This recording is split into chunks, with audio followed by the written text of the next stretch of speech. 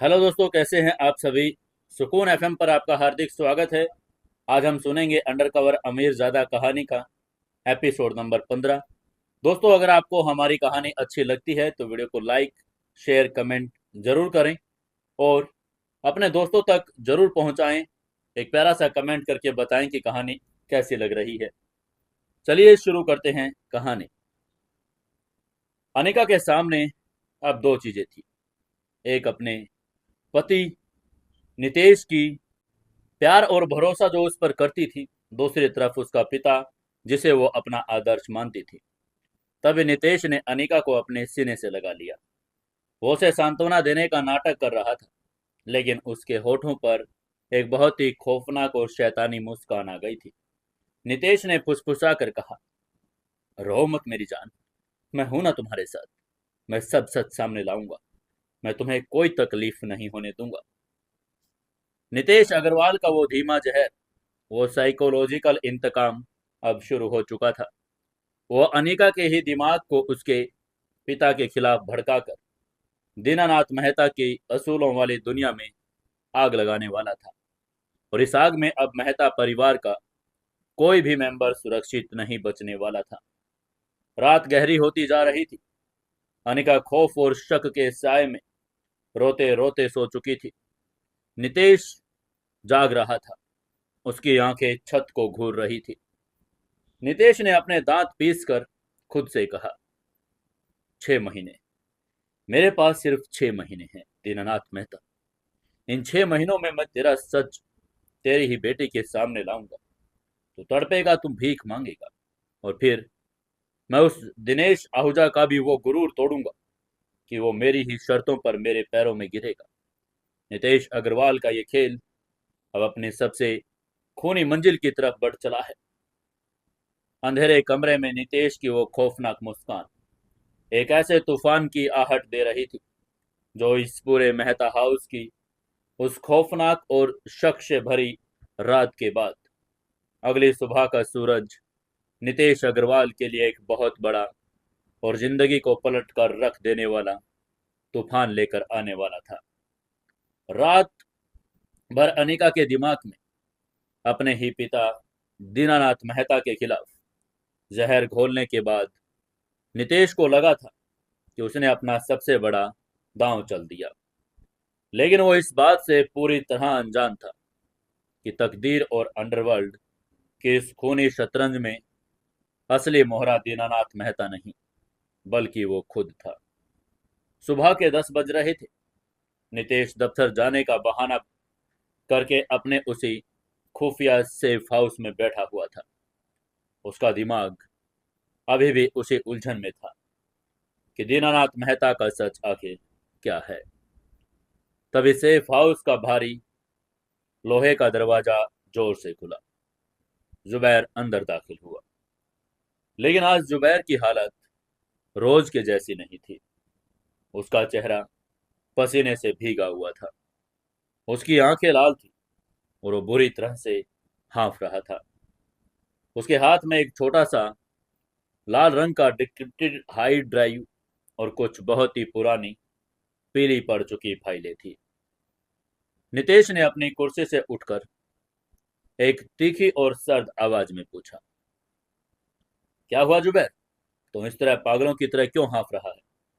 क्या दीनानाथ मेहता का कोई और राज हाथ लगा है? जुबैर के हाथ कांप रहे थे। उसने वो हार्ड ड्राइव और फाइलें नितेश की मेज पर पटक दी।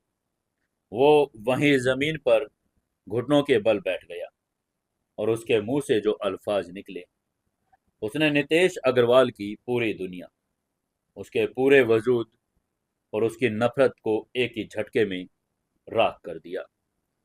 जुबैर की आवाज किसी रोते हुए बच्चे की तरह कांप रही थी।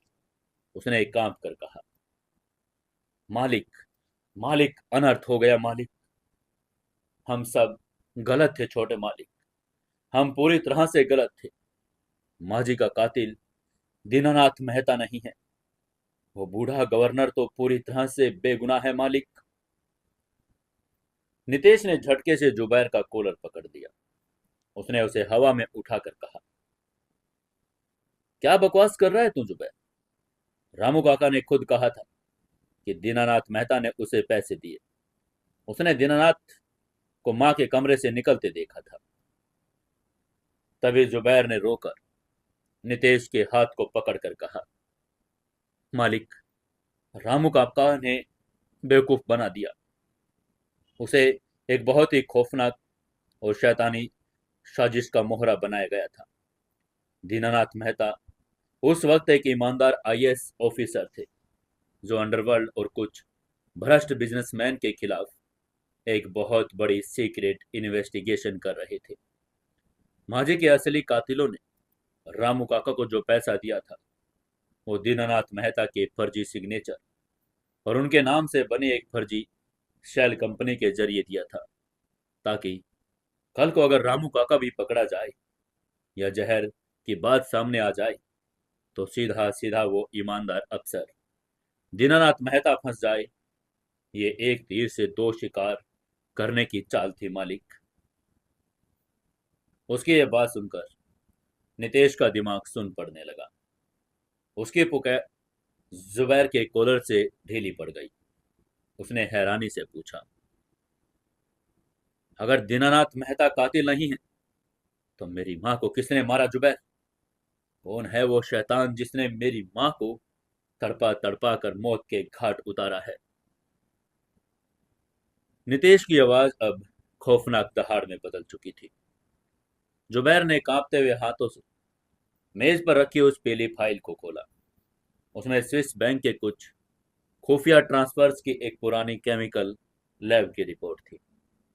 जुबैर ने सच बताकर कहा, मालिक, इस फाइल को देखिए मालिक। जिस केमिकल से माजी को मारा गया था, वो केमिकल किसी अंडरवर्ल्ड के गुंडे ने नहीं, बल्कि आहूजा केमिकल्स की लेबोरेटरी में बनाया गया था।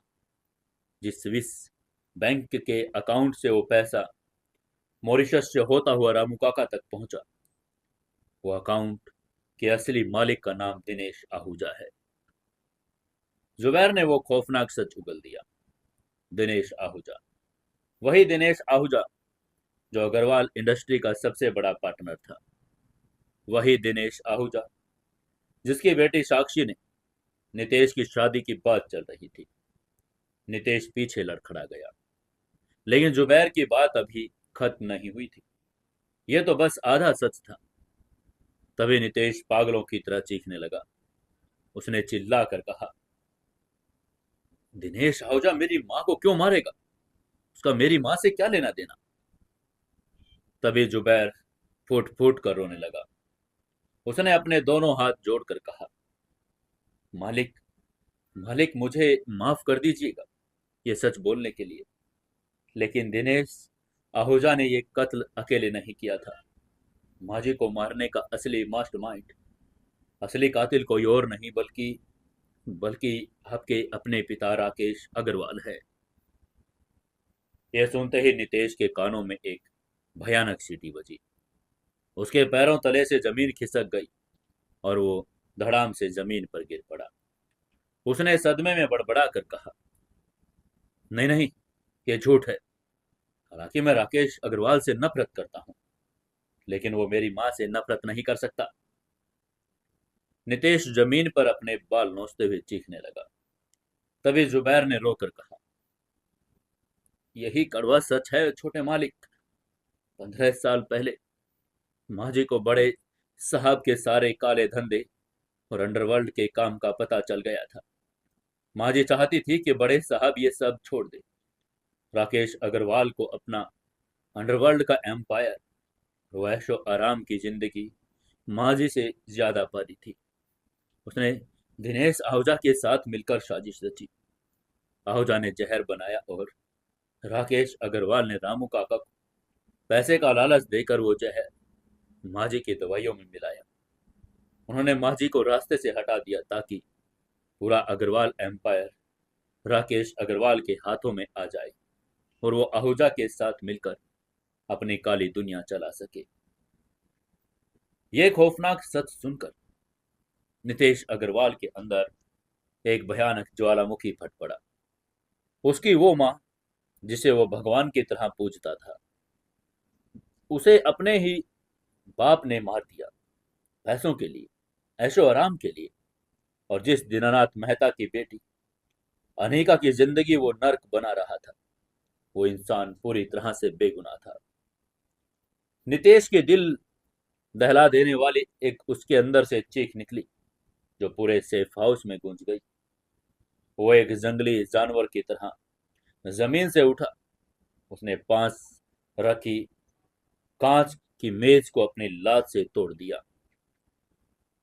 उसने कमरे में रखे सारे कंप्यूटर, कुर्सियां और टीवी सब कुछ तोड़ फोड़ दिया। उसके हाथ से खून बहने लगा, लेकिन उसे कोई दर्द महसूस नहीं हो रहा था। नितेश पागलों की तरह धाड़े मार मार कर रोने लगा। उसने रो कर कहा, मेरा अपना बाप, मेरा अपना खून, उसने ही मेरी माँ को मारा। उसने मेरी माँ को तड़पा तड़पा कर मार डाला।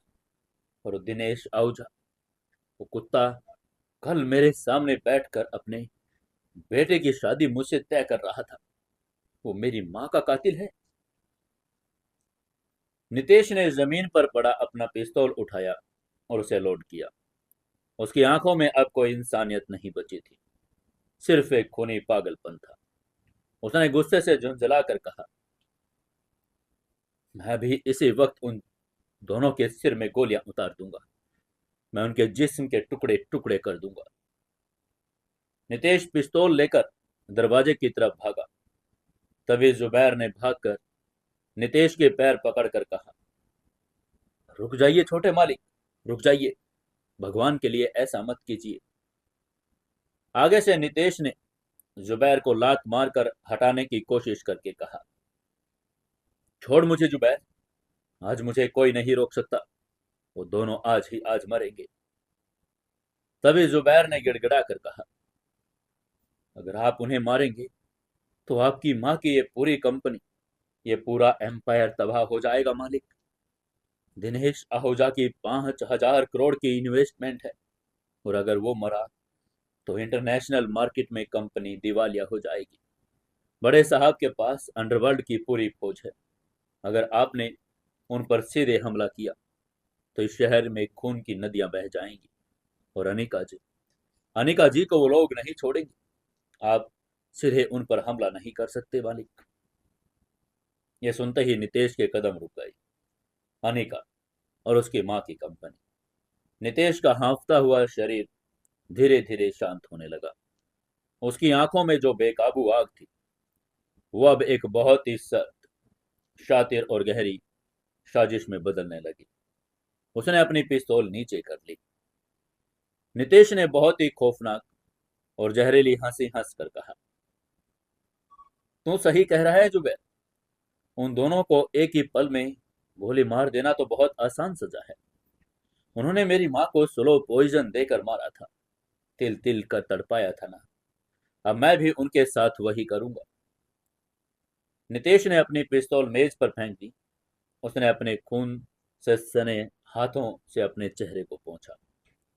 उसने अपनी सर्द आवाज में कहा,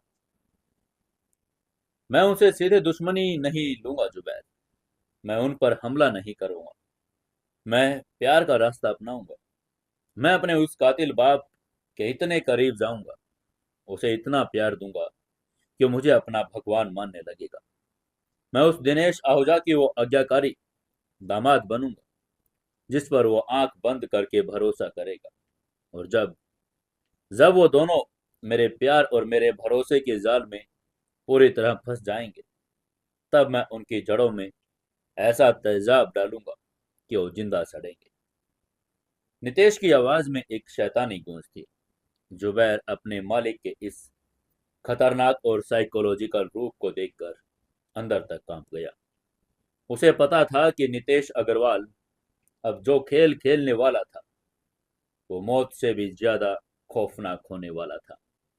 जुबैर ने डर कर पूछा, और अनिका जी, उनका क्या होगा मालिक? कल रात तो आपने उनके मन में दीनानाथ मेहता के खिलाफ जहर भर दिया था।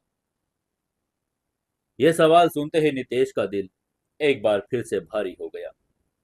उसे याद आया कि उसने अपनी बेगुनाह अनिका के साथ कितना बड़ा पाप किया। उसने उस पाप के खिलाफ अपनी पत्नी को भड़काया, जो बाप असल में उसकी मां के कातिलों को पकड़ने की कोशिश कर रहा था। नितेश की आंखों में सच्चे आंसू थे। उसने भावुक होकर कहा, मैं बहुत बड़ा गुनहगार हूं जुबैर। मैंने अनिका के साथ गलत किया। अब मुझे अपने उस झूठ को सुधारना होगा। मुझे अनिका के दिल से वो जहर निकालना होगा। मेरी अनिका, मेरी मासूम अनिका, वो तो बेगुनाह है जुबैर। वहीं उधर मेहता हाउस में दोपहर के 2 बज चुके थे। अनिका अपने कमरे में बिस्तर पर बैठी हुई थी। उसकी आंखें लाल थी और रात भर सोई नहीं थी। सिद्धू की कही हुई वो बातें कि उसके बाबा का अंडरवर्ल्ड से कोई रिश्ता है, कि वो कोई गलत काम कर रहे हैं, ये बातें अनिका के दिमाग को दीमक की तरह खा रही थी। अनिका ने मन ही मन खुद से कहा, नहीं, मेरे बाबा ऐसे नहीं हो सकते। सिद्धू को कोई गलत फहमी हुई है। अनिका खुद को समझा रही थी, लेकिन शक का बीज बहुत गहरा हो चुका था। तभी कमरे का दरवाजा खुला। नितेश अंदर आया। उसके चेहरे पर बहुत ही पसीना था। वो थका हुआ लग रहा था। उसने एक्टिंग बहुत सफाई से की थी। उसको देखते ही अनिका अपनी जगह से उठी। उसने नितेश के करीब आकर पूछा, सिद्धू, तुम इतनी देर से कहां से? मेरा तो दिल बैठा जा रहा था।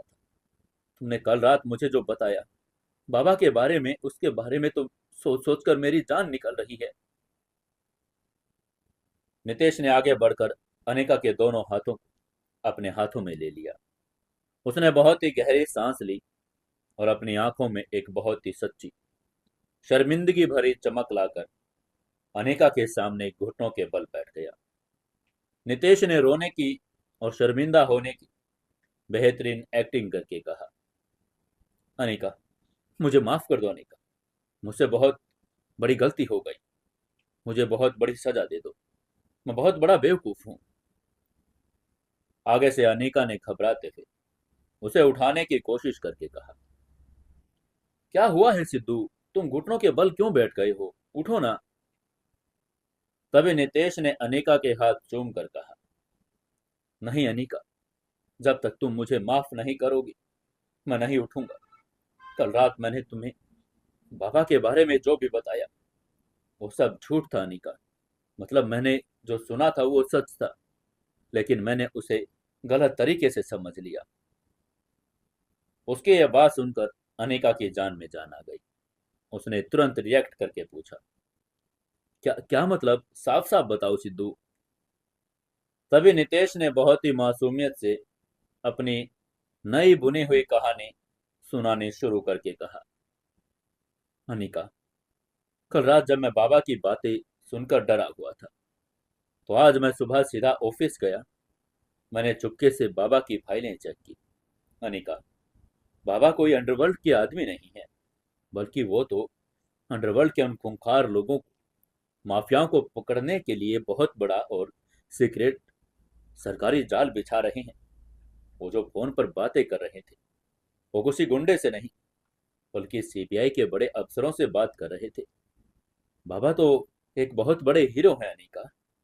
वो इस शहर को उन दरिंदों से बचाने के लिए अपनी जान दांव पर लगा रहे हैं।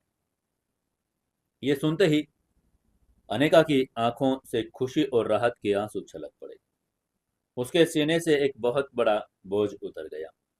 अनिका ने रोते हुए पूछा, क्या सच सिद्धू? तुम सच कह रहे हो? मेरे बाबा कोई गलत काम नहीं कर रहे? तभी नितेश ने उठकर अनिका को अपने सीने लगा लिया और कहा, बिल्कुल सच मेरी जान। मुझे बहुत शर्म आ रही है कि मैंने इतने महान इंसान पर, तुम्हारे बाबा पर शक किया। वो तो मेरे लिए भगवान है। मुझे मुझे माफ कर दो अनिका। मैंने तुम्हें डरा दिया। आगे से अनिका ने नितेश को बहुत जोर से गले लगा लिया और बोली, मुझे तुम पर गुस्सा नहीं है सिद्धू। तुमने जो भी किया हमारी फिक्र में किया। मुझे फक्र है कि मेरे बाबा इतने बहादुर हैं और मेरा पति इतना सच्चा है कि वो अपनी गलती मानकर मुझे सच बताने आ गया। तभी नितेश ने अनिका के बालों को सहलाया। उसके अंदर एक बहुत ही गहरी खामोश आग जल रही थी। नितेश ने मन ही मन में सोचा, तुम्हारे बाबा सच में बेगुनाह है अनिका, लेकिन तुम्हारा पति उतना बड़ा शैतान है। अब मुझे इस प्यार के सहारे अपने असली बाप और उस दिनेश आहूजा की दुनिया में आग लगानी है। इसके अगले दिन सुबह जब अग्रवाल पैलेस का वो आलीशान महल, जहां राकेश अग्रवाल अपनी काली दुनिया का राज चलाता था, राकेश अग्रवाल अपनी स्टडी रूम में बैठा शराब पी रहा था। उसका दिमाग अभी भी नितेश की उस कॉरपोरेट बगावत और उसका खौफनाक गुस्से में उलझा हुआ था। राकेश ने अपना गिलास मेज पर पटक कर कहा, मेरा बेटा मेरे ही हाथों से निकल गया। वो अनिका के प्यार में पागल होकर मुझे ही बर्बाद करने पर तुला है। तभी स्टडी रूम का दरवाजा खुला। राकेश ने पलटकर देखा और उसकी आंखें फटी की फटी रह गई। दरवाजे पर नितेश खड़ा था। उसने अपना वो डिजाइनर ब्लैक सूट पहना हुआ था, लेकिन आज उसके चेहरे पर वो खौफनाक गुस्सा और नफरत या कॉर्पोरेट गुरूर नहीं था। आज उसके चेहरे पर एक अजीब सी शांति, एक हार और एक बेबसी थी। राकेश अपनी जगह से तुरंत खड़ा हो गया। राकेश ने घबरा कर पूछा, नितेश, तू यहाँ? क्या हुआ? सब ठीक तो है? तभी नितेश बहुत ही धीमे कदमों से चलकर राकेश अग्रवाल के पास गया। वो कुछ पल तक अपने बाप की आंखों में देखता रहा। उसके अंदर का खून तो खोल रहा था कि वो आदमी का उसका गला घोट दे जिसने उसकी मां को जहर दिया, लेकिन उसे अपनी एक्टिंग करनी थी। तभी अचानक नितेश ने अपनी आंखें झुका ली और वो अपने कातिल बाप के सामने रोने लगा। उसने सिसक कर कहा, डैड। नितेश ने एक बहुत ही दर्द भरी आवाज में अपने पिता को डैड कहकर पुकारा, जैसे वो सालों से नहीं बुलाता था। डैड। और यह शब्द सुनते ही राकेश अग्रवाल का दिल धक से रह गया। तभी नितेश आगे बढ़ा, अपने पिता को जोर से गले लगा लिया। उसने सिसक कर कहा, मुझे मुझे माफ कर दीजिए डैड, मुझे माफ कर दीजिए। नितेश फूट फूट कर रोने की बेहतरीन एक्टिंग कर रहा था कि कोई भी बाप पिघल जाए। आगे से राकेश अग्रवाल ने नितेश की पीठ से हिलाकर पूरी तरह से भावुक होकर पूछा, नितेश, मेरे बेटे नितेश, क्या हुआ है तुझे? तू रो क्यों रहा है? कोई मुसीबत आ गई है क्या? अनिका ने कुछ कहा। तभी नितेश ने अपने बाप से अलग होकर अपने आंसू पोंछ कर कहा, नहीं डैड, अनिका ने कुछ नहीं कहा, लेकिन लेकिन कल रात मुझे एहसास हुआ कि मैं कितना बड़ा बेवकूफ हूं। मैं उस लड़की के प्यार में इतना अंधा हो गया कि मैं ये भूल गया कि आप मेरे पिता हैं। आपने मेरे लिए कितना कुछ किया, और मैं उस दीनानाथ मेहता के घर में एक नौकर की तरह, एक मामूली क्लर्क की तरह जी रहा हूं, और आप यहाँ अकेले इतने बड़े एम्पायर को संभाल रहे हैं। मैं बहुत बड़ा गुनहगार हूं डैड। मैंने उस दिन बोर्डरूम में आपकी बेइज्जती की। मुझे माफ कर दीजिए डैड। उसकी ये बात सुनकर राकेश अग्रवाल की आंखों में खुशी के आंसू आ गए। उसे लगा कि उसका खोया हुआ बेटा, उसका वारिस, आखिरकार लाइन पर आ गया। उसे लगा कि अनिका का जादू नितेश के सिर से उतर रहा है। राकेश ने नितेश का माथा चूम कर कहा, नहीं मेरे बेटे, इसमें तेरी कोई गलती नहीं है। जमाने में इंसान भटक जाता है। मुझे खुशी है कि तुझे अपनी गलती का एहसास हो गया। अब तुम वापस आ जा अपने घर। हम दोनों मिलकर इस अंडरवर्ल्ड और इस कॉर्पोरेट दुनिया पर राज करेंगे मेरे बेटे। हालांकि आगे से नितेश को इस स्पर्श से घिन आ रही थी, लेकिन वो बर्दाश्त कर पाया। नितेश ने बहुत ही मासूमियत और चालाकी से अपना सिर खुजाकर कहा, डैड, मैं अभी पूरी तरह से अनिका को नहीं छोड़ सकता। मैं उससे शादी कर चुका हूं। अगर मैंने एकदम उसे छोड़ा तो दीनानाथ मेहता पुलिस और मीडिया में तमाशा खड़ा कर देगा। हमारी कंपनी की इज्जत खराब होगी। मैं दिन में सिद्धू बनकर उस घर में रहूंगा, लेकिन रात को बाकी पूरे वक्त मैं आपका बेटा नितेश अग्रवाल बनकर आपके साथ कंपनी संभालूंगा। और मैं वादा करता हूं डैड, अब मैं आपको कोई शिकायत का मौका नहीं दूंगा। उसके ये बात सुनकर राकेश अग्रवाल खुशी से पागल हो गए। उन्होंने खुश होकर कहा, बिल्कुल, ये बहुत अच्छी स्ट्रेटेजी है बेटी। तो दीननाथ के घर में हमारा खबरी बनकर रहे और यहाँ हम अपना बिजनेस बढ़ाएंगे। आज मैं बहुत बहुत खुश हूं नितेश। तभी नितेश ने अपने चेहरे पर एक बहुत ही प्यारी मुस्कान लाकर कहा, ओ डैड, वो जो दिनेश आहूजा की बेटी साक्षी है, मैंने उससे भी कह दिया कि मैं 6 महीने बाद उससे शादी कर लूंगा। मैं अनिका को धीरे धीरे छोड़ दूंगा, साक्षी को अपना लूंगा, ताकि आहूजा की 5,000 करोड़ की इन्वेस्टमेंट हमारे पास रहे। हमें आहूजा से बनाकर रखनी है डैड। उसके ये बात सुनकर राकेश ने नितेश का कंधा थपथपा कर कहा, यह हुई ना मेरे शेर वाली बात। तूने तो मेरा सारा टेंशन खत्म कर दिया बेटा। आहूजा बहुत खुश होगा ये सुनकर। तभी नितेश ने एक बहुत ही शातिर चाल चलकर कहा, डैड, डैड, क्या आप दिनेश आहूजा को कल रात एक ग्रैंड पार्टी के लिए हमारे इस महल में बुला सकते हैं? मैं चाहता हूं कि मैं साक्षी और दिनेश आहूजा के सामने अपनी और आपकी इस नई शुरुआत का जश्न मनाऊं। उन्हें लगना चाहिए कि हम सब एक परिवार हैं। उसके ये बात सुनकर राकेश ने खुशी खुशी कहा, हाँ हाँ बिल्कुल बेटा, मैं अभी आहूजा को फोन करता हूँ। कल रात यहाँ एक बहुत ही शानदार पार्टी होगी। उनकी यह बात सुनकर आगे से नितेश ने अपने बाप को एक बार फिर गले लगा लिया। उसने फुसफुसा कर कहा, थैंक यू डैड, अब सब कुछ बिल्कुल परफेक्ट होगा। लेकिन राकेश अग्रवाल ये नहीं देख पा रहा था कि नितेश की जो आंखें उसके पीठ के पीछे थी, वो आंखें एक ऐसे खूनी शैतान की आंखें थी जो कल रात की पार्टी में मौत का ऐसा धीमा और खौफनाक खेल शुरू करने वाला था जिसका अंदाजा किसी को नहीं था। अगली रात अग्रवाल पैलेस में जश्न का माहौल। पूरा महल रंग बिरंगी रोशनी, महंगी शराब और दुनिया के सबसे लजीज पकवानों से सजा हुआ था। शहर के कुछ खास अंडरवर्ल्ड के लोग, भ्रष्ट नेता और दिनेश आहूजा अपने पूरे गुरूर के साथ उस पार्टी में मौजूद था। साक्षी आहूजा ने एक बहुत ही बोल्ड और महंगी डिजाइनर ब्लैक ड्रेस पहनी हुई थी। नितेश अग्रवाल आज पार्टी का मुख्य आकर्षण था। उसने एक बहुत ही शानदार व्हाइट टक्सीडो पहना था। वो हाथ में शैंपेन का गिलास लिए साक्षी के साथ बहुत ही रोमांटिक और झूठे अंदाज में बातें कर रहा था। साक्षी खुशी से पागल थी। नितेश उसे इतना अटेंशन दे रहा था।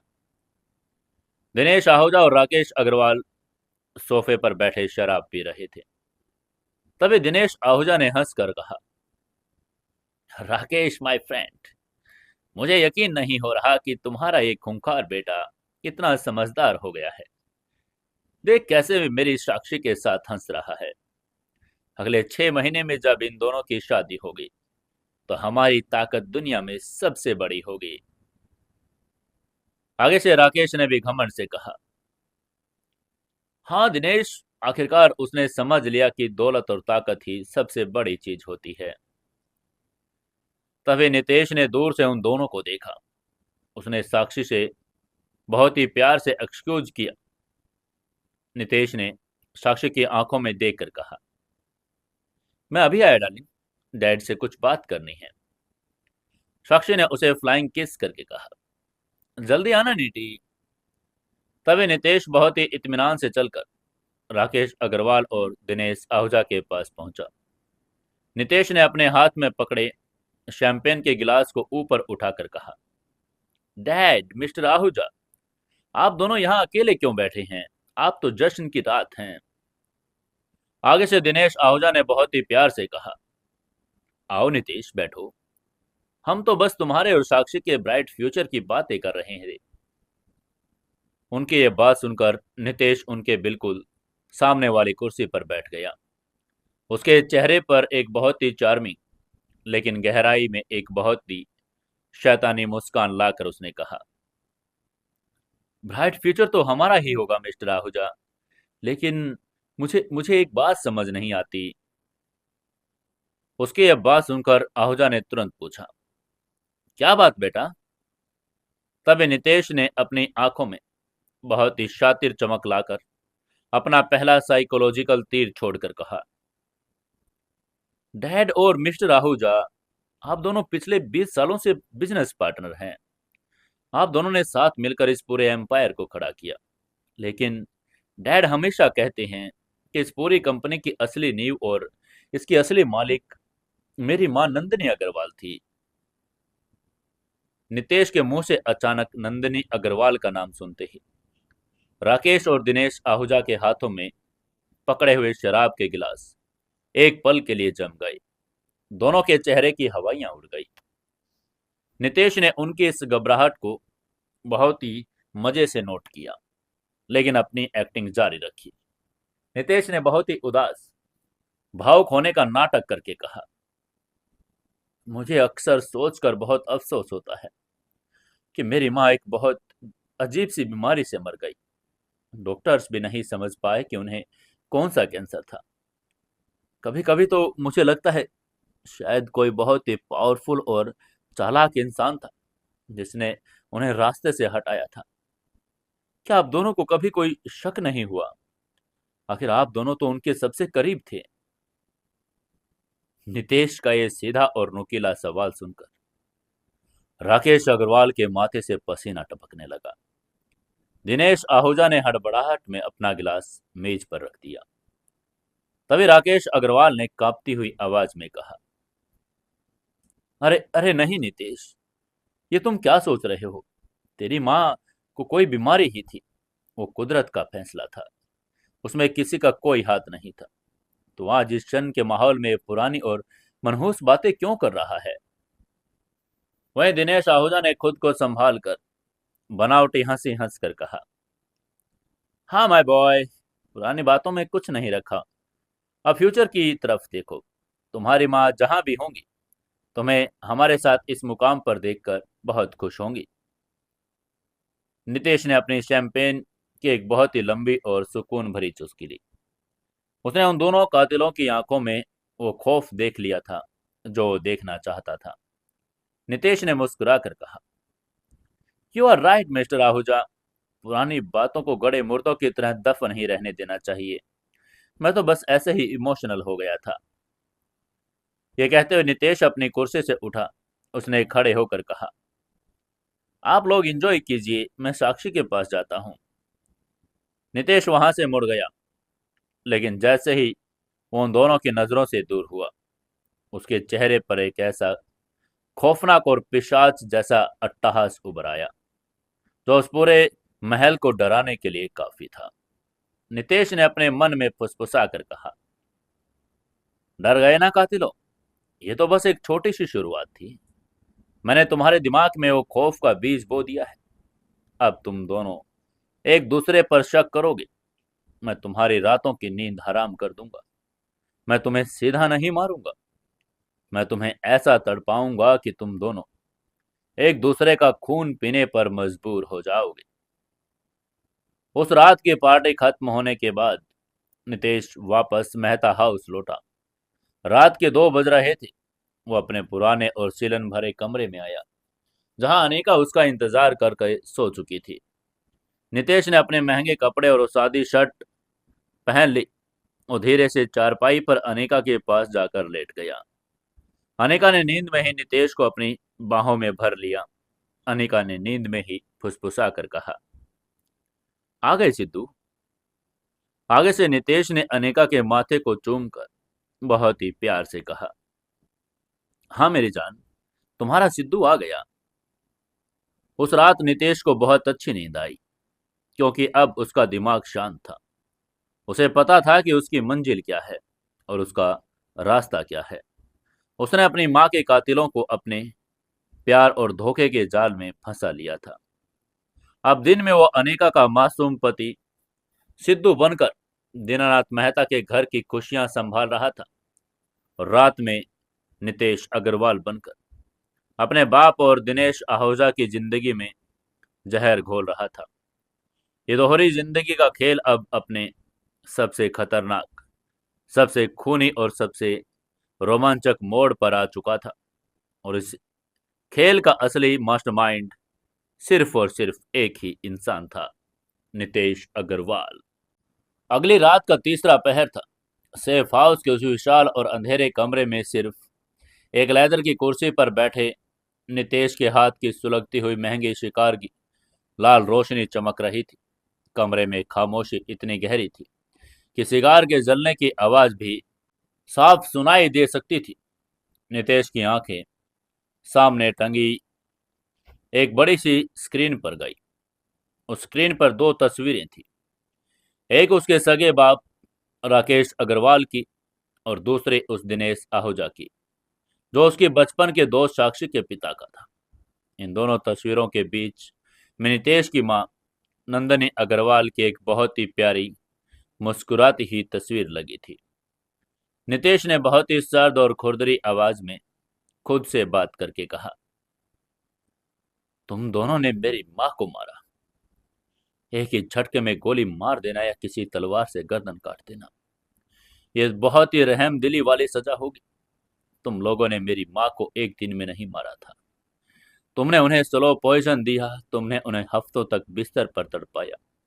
उनके बाल झड़ गए थे, उनकी हड्डियां गल गई थी और वो दर्द से करहा रही थी, और तुम दोनों बाहर बैठकर अपनी दौलत का जश्न मना रहे थे। उसकी आवाज में अब कोई पुकार नहीं थी, बल्कि वो मौत का सन्नाटा था जो तूफान से आने का पहले का होता है। नितेश ने अपनी सिगार का एक लंबा कश लिया, धुआं अंधेरे में छोड़कर आगे कहा, अब मेरी बारी है, और नितेश अग्रवाल का इंतकाम तुम्हारे उस जहर से 1000 गुना ज्यादा खौफनाक होगा। मैं तुम दोनों की जिंदगी में एक ऐसा अदृश्य मौत का खेल शुरू करूंगा कि तुम लोग दर्द से तड़पोगे, तुम्हारे जिस्म सड़ेंगे, तुम मौत के लिए गिड़गिड़ाओगे, लेकिन तुम्हें मौत नहीं आएगी। मैं तुम्हारे महल में तुम्हें ही जिंदा सड़ा दूंगा। नितेश ने अपनी कुर्सी के पास लगा एक बटन दबाया। कुछ ही सेकंड में एक भारी दरवाजा खुला और जुबैर अंदर आ गया। जुबैर के चेहरे पर हमेशा की तरह अपने मालिक के लिए एक वफादारी और खौफ का मिला जुला भाव था। तभी जुबैर ने अदब से सिर झुकाकर पूछा, जी छोटे मालिक, आपने इतनी रात याद किया? आगे से नितेश ने शिगार एस्ट्रे में बुझा दी। अपनी कुर्सी घुमाकर जुबैर की आंखों में सीधा देखकर कहा, जुबैर, मुझे एक ऐसा आदमी चाहिए, एक ऐसा वफादार मोहरा जिसकी कोई पहचान ना हो, जिसका कोई परिवार ना हो, लेकिन जो अंडरवर्ल्ड के सबसे खतरनाक कामों को बिना सवाल के अंजाम दे सके। एक ऐसा आदमी जो किसी भी बड़े से महल की सुरक्षा को भेज सके और अपनी जान पर खेल सके। उसकी यह बात सुनकर आगे से जुबैर ने एक पल के लिए सोचा और फिर पूरे यकीन के साथ कहा, मालिक, ऐसा एक आदमी है हमारे पास, उसका नाम भैरव है। वो पिछले 10 सालों से हमारी सीक्रेट टीम का हिस्सा है। उसे जहर, केमिकल्स और भेस बदलने में महारत हासिल है। वो आपके एक इशारे पर आग में भी कूद सकता है। तभी नितेश ने हुक्म देकर कहा, उसे अभी के अभी मेरे सामने पेश करो। महज 15 मिनट बाद भैरव नाम का वो आदमी नितेश के सामने खड़ा था। उसका चेहरा बिल्कुल साधारण था, ऐसा कोई निशान नहीं जो दूसरों से अलग बनाए। उसकी यही तो सबसे बड़ी खूबी थी कि वो किसी भी भीड़ में एक आम इंसान की तरह खो सकता था। नितेश अपनी कुर्सी से उठा और बहुत ही धीमे कदमों से चलकर भैरव के पास आया। उसने अपनी जेब से एक बहुत ही छोटी शीशे की शीशी निकाली। उस शीशे के अंदर पानी जैसा बिल्कुल साफ और पारदर्शी तरल पदार्थ था। ये कोई आम जहर नहीं था। ये रूस के अंडरग्राउंड माफियाओं से मंगवाया गया थैलियम एक बहुत ही एडवांस और जानलेवा केमिकल कंपाउंड था। इस जहर की खासियत ये थी कि इसका ना कोई रंग था और ना ही कोई स्वाद, ना ही कोई गंध।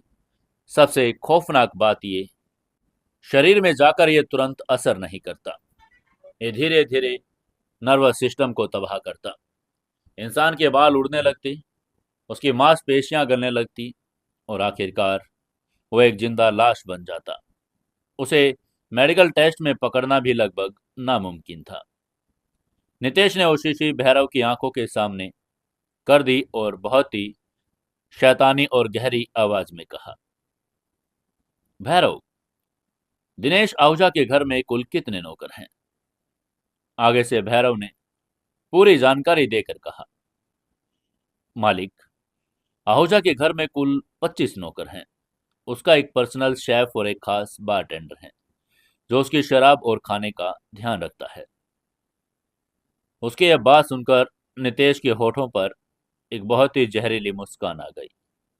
उसने मुस्कुरा कर कहा, बहुत अच्छे, आज से उस दिनेश आहूजा का वो पुराना बारटेंडर गायब हो जाना चाहिए और कल सुबह तुम उस आहूजा के घर में एक नए बारटेंडर और उसके सबसे खास नौकर बनकर जाओगे। ये कहते हुए नितेश ने वो शीशी भैरव के हाथ में बहुत ही हिफाजत से थमा दी और आगे कहा, ये शीशी देख रहे हो भैरव, ये आहूजा की मौत का परवाना है।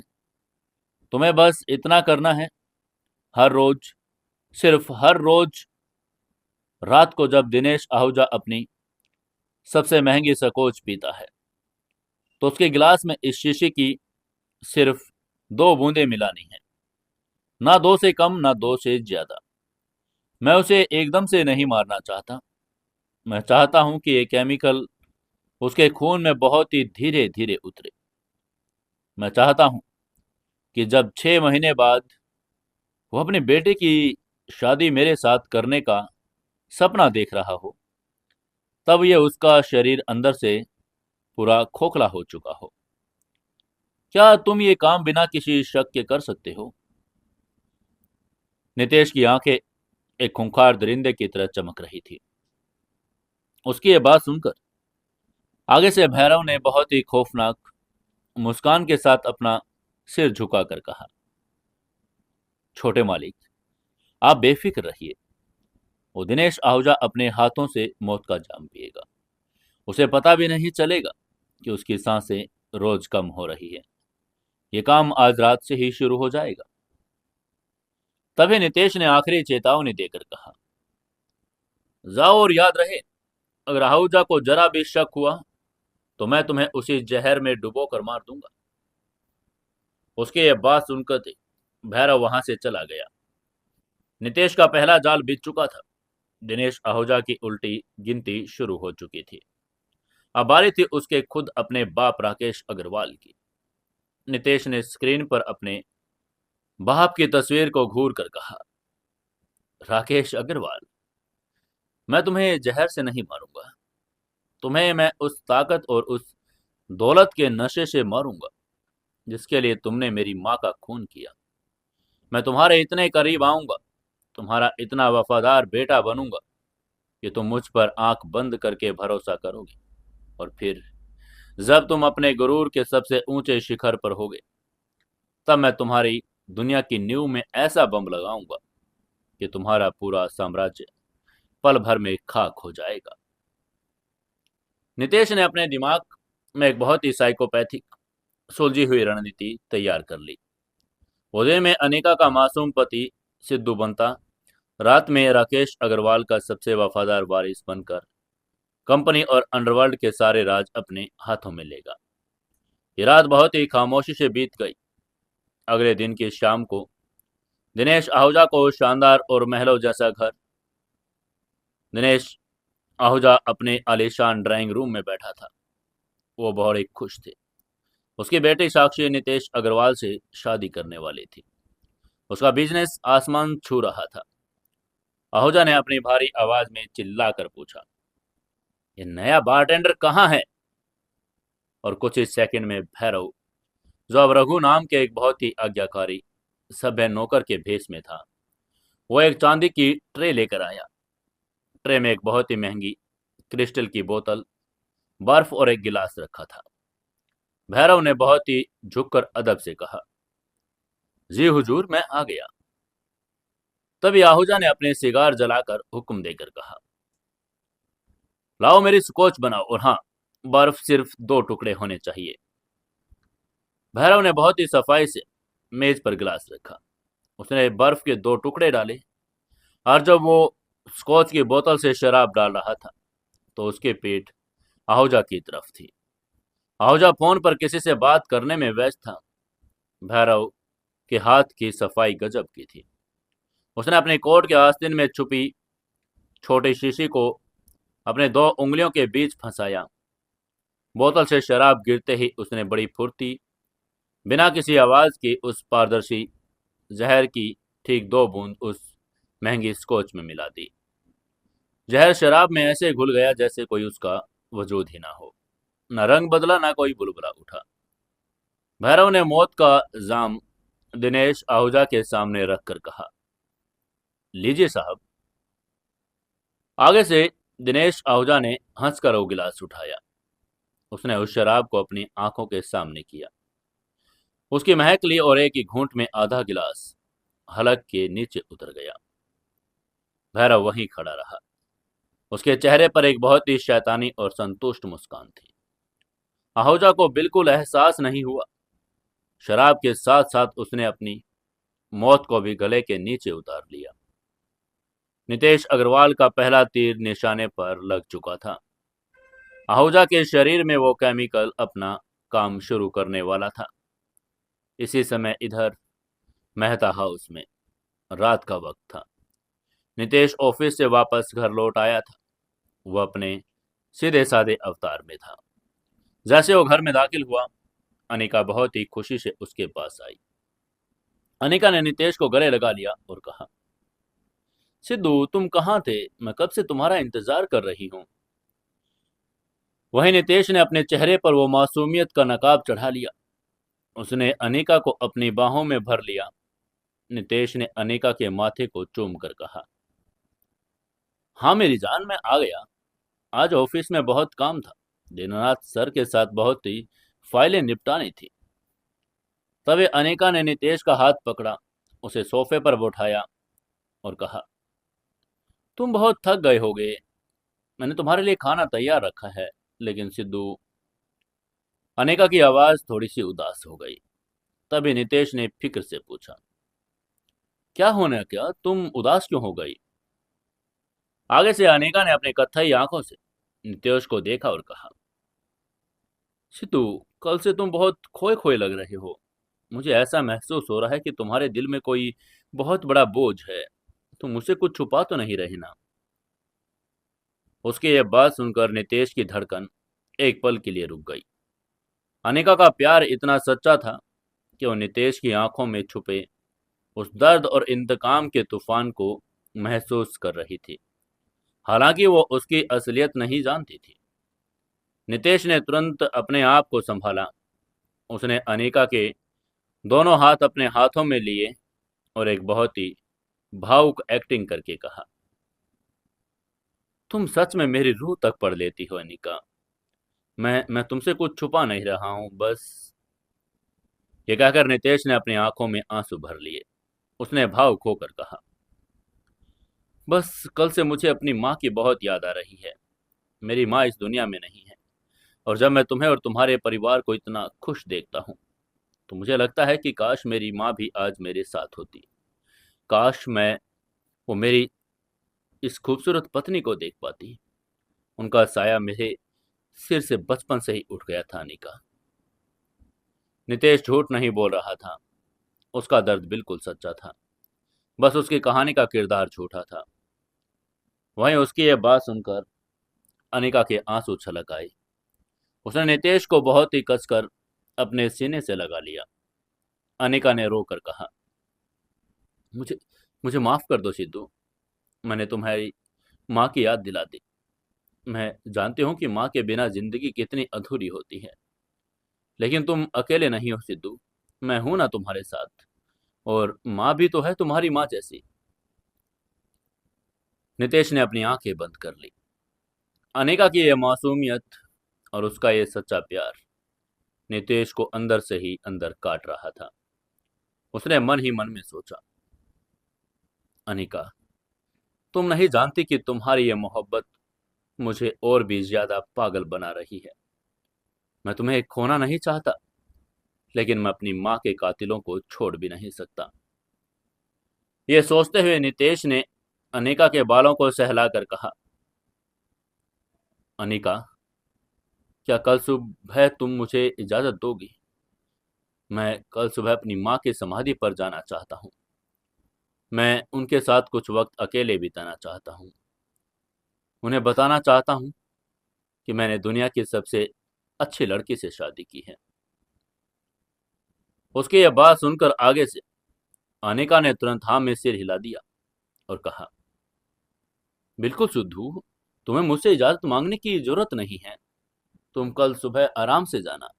मैं बाबा को ऑफिस के लिए बोल दूंगी। तुम अपनी माँ के पास जितना वक्त चाहो बिता देना।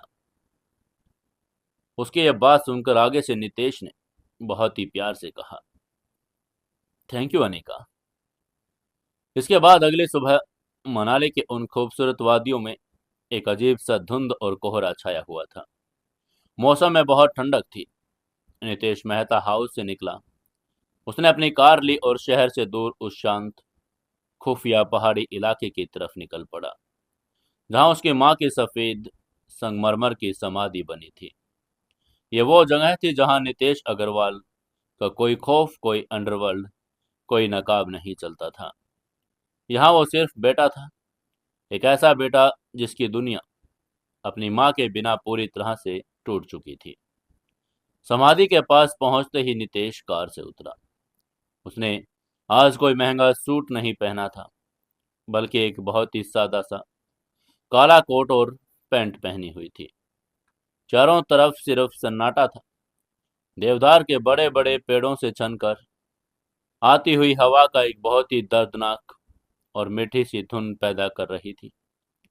नितेश बहुत ही धीमे कदमों से चलकर उस समाधि के पास पहुंचा।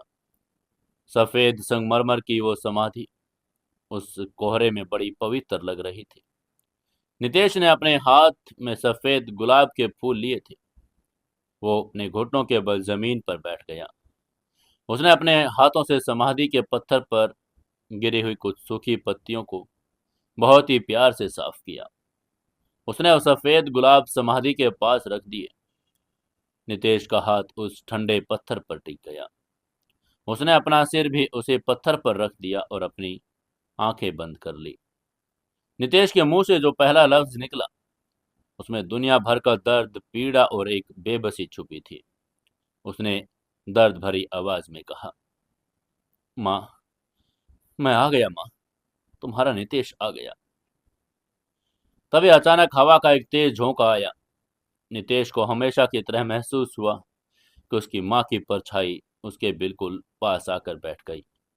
उसे ऐसा लगा जैसे किसी ने बहुत ही प्यार से उसके बालों में हाथ फेरा हो। नितेश की आंखों से आंसुओं का एक समंदर फूट पड़ा। वंडरवर्ल्ड का सबसे खौफनाक दरिंदा, जो किसी की जान लेते वक्त पलक नहीं झपकाता था, वह आज अपनी माँ की समाधि पर फूट फूट कर, दहाड़े मार मार कर रो रहा था। लेकिन आज यहाँ कुछ और ही होने वाला था। क्या होने वाला था आज यहाँ पर, ये तो हम जानेंगे कल के एपिसोड में। कल के एपिसोड सुनने के लिए चैनल को सब्सक्राइब करके बेल आइकन जरूर दबा लें। दोस्तों, कहानी को ज़्यादा से ज़्यादा शेयर करें और एक प्यारा सा कमेंट करके ज़रूर बताएं कि आपको कहानी कैसी लग रही है। और कहानी सुन के साथ एक लाइक ज़रूर कर दें।